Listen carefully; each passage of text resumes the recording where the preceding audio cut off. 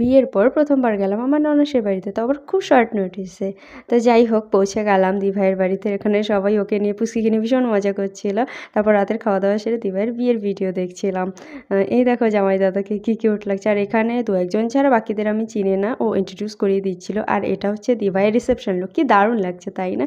ভীষণ লাগছে। আর এই যে লাভ বার্ডস, যাই হোক সকালবেলা ঘুম থেকে উঠে দেখি ওরা দুজনে বাজার চলে গেছে। আর এখানে পুচকি, আমি আর সন্টু বুড়া আমরা খুব মজা করছিলাম।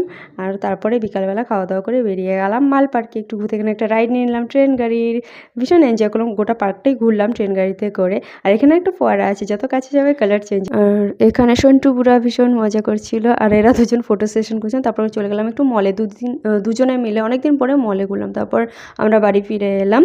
আর এখানে একটা দুর্গা মন্দির ওপেনিং হচ্ছে। আর তারপর বাড়ি ফিরে সবাই মিলে আড্ডা মারলাম, কারণ ভোরে আমাদের বেরোতে হবে। আর বেরিয়েই দেখো হাতি দেখতে পেয়েছি। যাই হোক খুব ভালো লাগলো। আমরা বাড়ির পথে